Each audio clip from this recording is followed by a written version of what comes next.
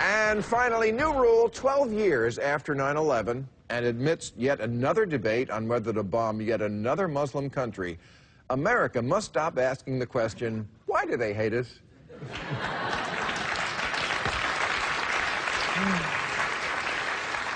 Forget the Syria debate. We need a debate on why we're always debating whether to bomb someone. Because we're starting to look not so much like the world's policeman, but more like George Zimmerman.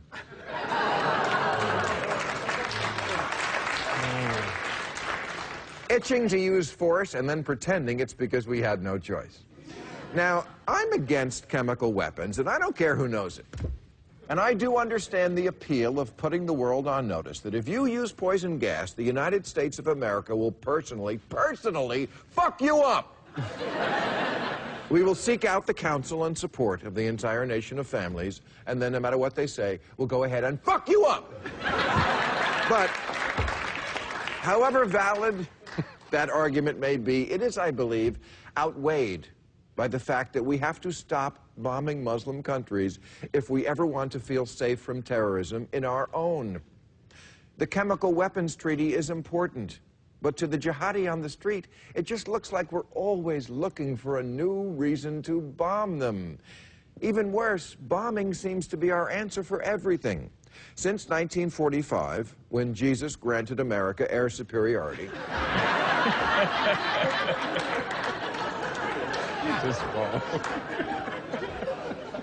we have bombed Korea, Vietnam, Laos, Cambodia, Lebanon, Grenada, Panama, Iraq, Serbia, Somalia, Bosnia, the Sudan, Afghanistan, Pakistan, Libya, and Yemen. And Yemen only because the 10th one was free.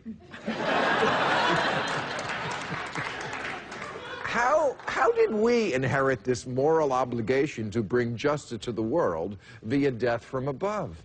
Are we Zeus?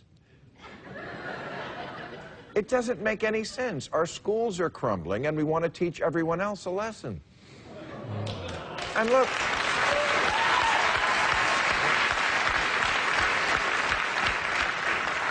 I am no fan of Assad, and I say that openly. I don't care if it costs me jobs in Hollywood.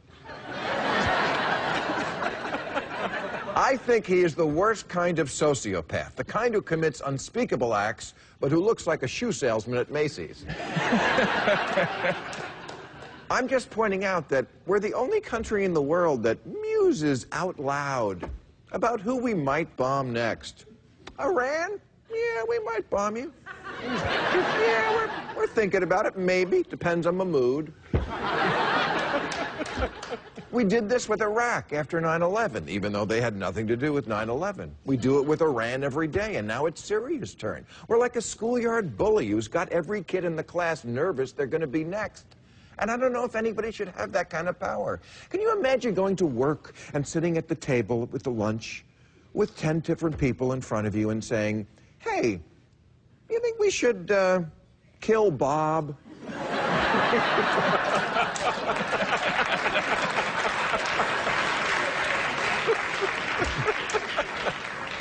Well, it would send a message to Steve. Who acts like this? People in other countries don't talk like this. Probably because if they did, we'd bomb them. And we're the only nation, as we have seen in this Syrian fiasco, who threatens to drop bombs on you while telling you we don't want to get involved. We're just bombing. Please, don't get up. Just bombing. No boots on the ground. No, little light bombing will be out of your hair in a week. I remember being on the Howard Stern show 12 years ago this week, right after 9/11. And Howard said that in retaliation for 9/11, America should bomb a Muslim country. Any Muslim country, it didn't matter which one. And yet somehow I was the one on trial for talking crazy. And I remember thinking to myself, really bomb any Muslim country? That's the policy? Just get a map of the Middle East and throw a dart at it? Well, apparently George W. Bush was listening, because that's exactly what we did. All right, that's our show. I'll be at the Robinson Center Music Hall in Little Rock, Arkansas tomorrow, September 14th. Little Rock. And at Arnoff Center in Cincinnati.